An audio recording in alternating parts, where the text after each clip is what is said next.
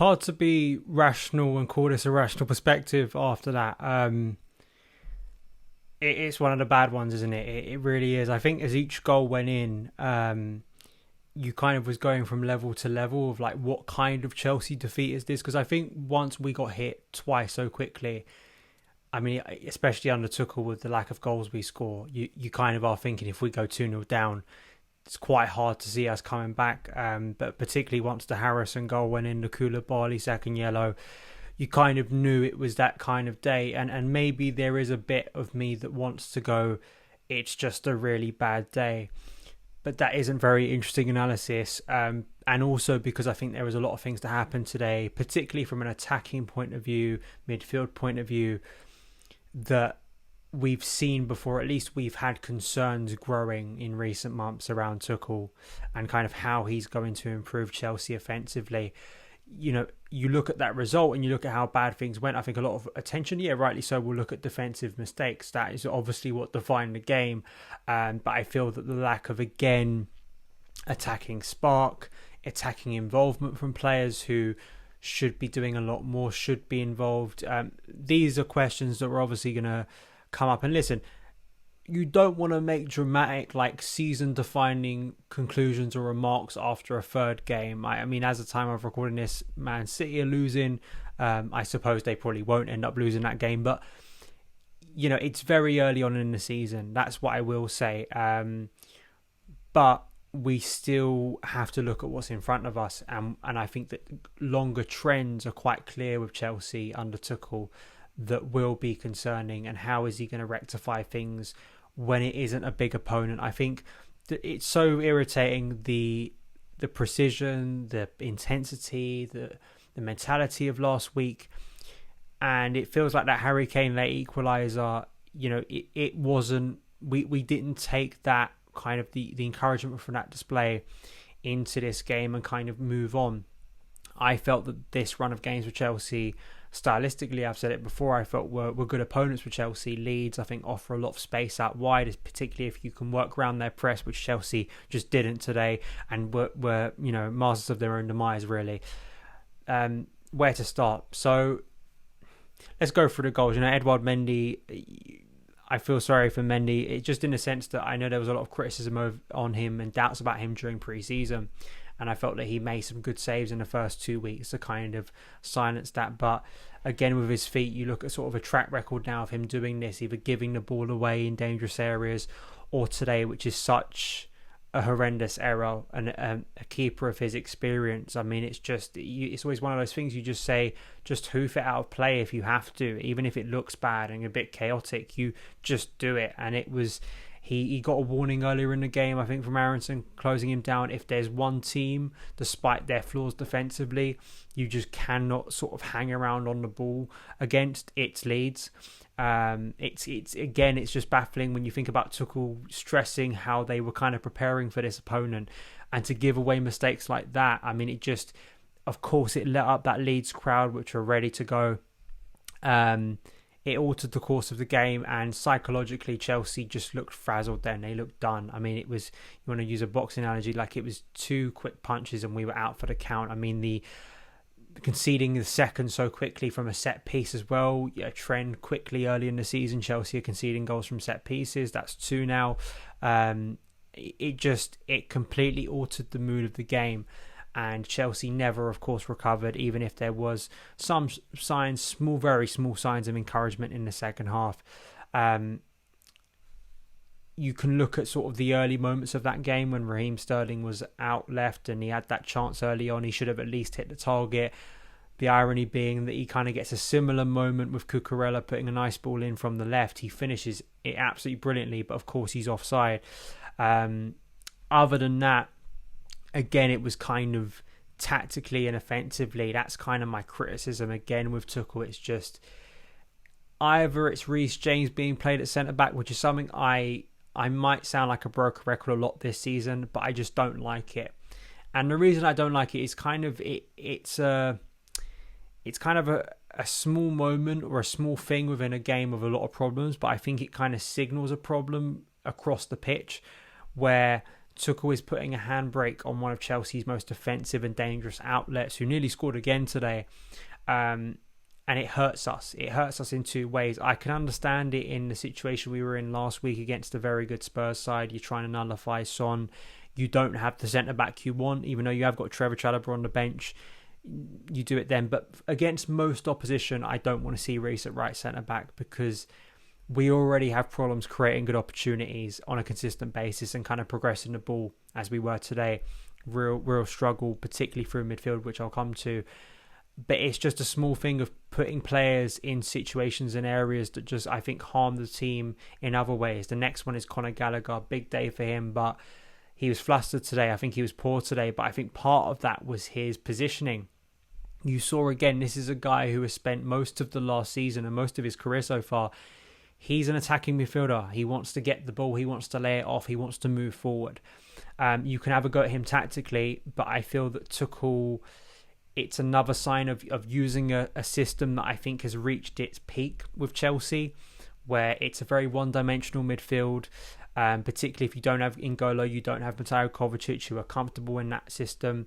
I think Kovacic would have done a much better job today in that role because he's very used to it, and I think we would have played round Leeds press a little bit better. Jorginho was easily exposed and nullified, or at least he was isolated at times when I think Gallagher was maybe wanting to move forward, wasn't quite able to, looks better in the second half. But again, it's like there's a more progressive Chelsea waiting to kind of burst out, but it feels like Tuchel's own decision making about positioning of players on the pitch could be a major problem this season from Chelsea making that progression. And there's a sign there. Gallagher is a live wire. I think he can be a big threat for Chelsea. I think he can get into some dangerous positions. But if he's limited to a 6 role where he has to obviously have more defensive responsibility, I don't think you're going to see the best Conor Gallagher. And Chelsea today were hounded in that midfield area. And Jorginho, I think Gallagher by half time had about 60-something% pass completion, which especially for Jorginho, I mean, he's the guy who's supposed to be absorbing pressure. I think Expected Chelsea tweeted a lot about this during the game. So you've got him. I think there's tactical individual mistakes that obviously were made today. It's not just a case of blaming Tuchel tactically. I think blame had to go because there were a lot of bad performances today, and that's the problem of a game like this when analysing it, because you do not know where to start. But a player that I'm not going to blame Tuchel for is Kai Havertz. I felt I've given him criticism before the season started. I've written articles about this. He should not be playing up front for Chelsea, at least at the current point, because he has shown absolutely nothing in the first 3 games. I think maybe we overpraised him against Spurs because he looks like a guy who's far too comfortable in his own skin at the moment, and to a point where he knows, especially with Broja being injured, no one's taking my place because I'm at least giving things that Tuchel wants at a very base level. But, he's drifting, he's moving from side to side, he's not being involved with the game. Again, in the second half, when Chelsea were a little bit more capable moving forward, or at least getting further players forward, there was at least one moment where a ball went in and Kai was just sort of floating around the box, just going, well, then the ball's going away, doesn't really matter, shrug of the shoulders. Kai, he's into his 3rd season now, and that Champions League winning goal, which will be idolised forever. I've got a painting of it back there, a graphic round back there. But he needs to be doing more. This is his Chelsea career. And it's all right having nice flashes every few months. But to be the player that I think a lot of people think he can become, he's got to be doing more. He has to be doing more at a base level. He gave some quotes to Adam Newson over the summer about sort of consistency and sort of saying, well, I can't score 5 to 6 goals every week. It's like no one expects any footballer at this level to score 5 to 6 goals every week. But what I expect if you're playing as a forward for Chelsea is a little bit more composure, a bit more aggression. These are things we have seen with... I don't want to make this the Kai Havertz video because obviously, as I say, I'm sure there'll be people very annoyed at me. Few players had good games today. I could run through the whole list of the team.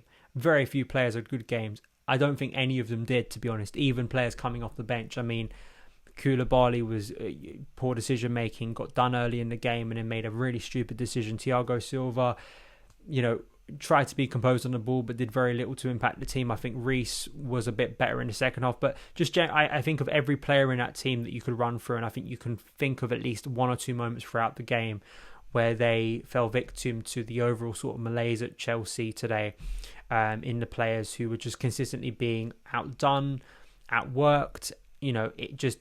Unfortunately, in a game of this nature, you can't have passengers, and I think it leads into Kai Havertz, who is just he's performing like a passenger at the moment, and there is no Lukaku anymore to blame.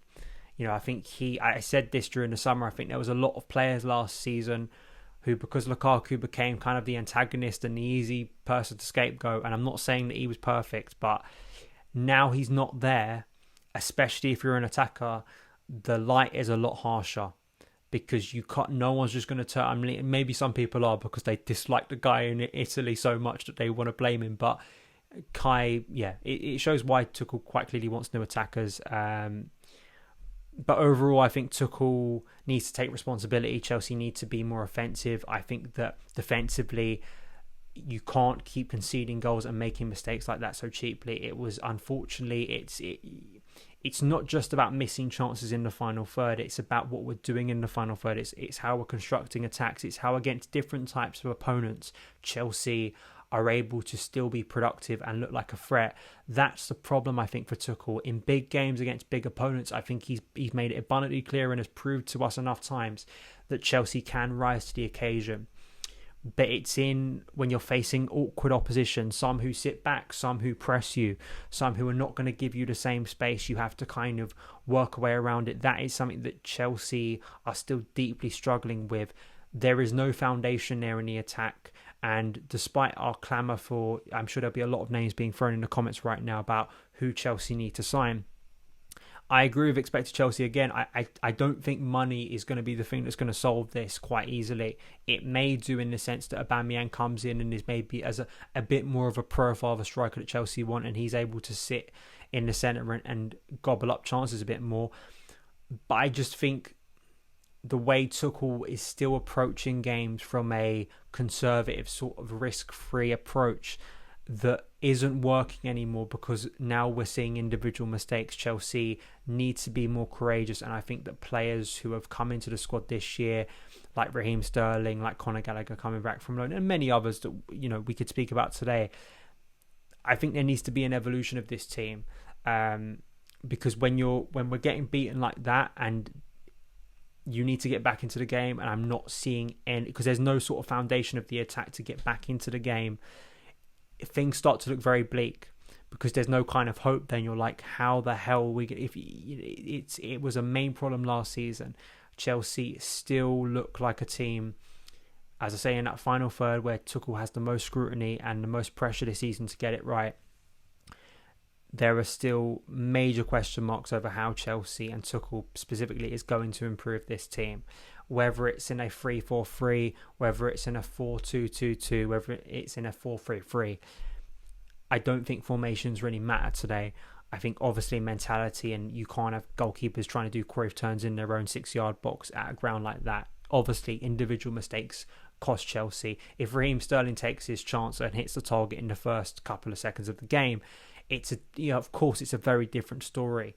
But none of us can sit here as Chelsea fans who've been watching the team very closely and say there aren't things about today that we've seen reoccur, or at least concerns across the next few weeks and months that need to be rectified if Chelsea are going to get back to winning ways. We're going to look like a more consistent and sharp team, because maybe I'm being too dramatic, and maybe in a couple of weeks' time I'll look silly for being so critical of the team. I don't know, but this is a bad day. You can be critical of the team. This was a really, really bad day, really, really bad, and he made even worse by Koulibaly going off, with Fofana being chased, and what's going to happen with Trev Chalobah, and with Raheem Sterling as well. That there are going to be questions over Tuchel, him not scoring yet. All that stuff, I'm sure you guys will pick up it in the comments. There is no man in the match today, as expected. We're just going to end it there. Thank you guys for watching. You can check out my written report of the game on Football London now. Follow me on Twitter at SonOfChelsea. Subscribe, hit that notification bell, all that good stuff. And I will see you again very soon. All the best.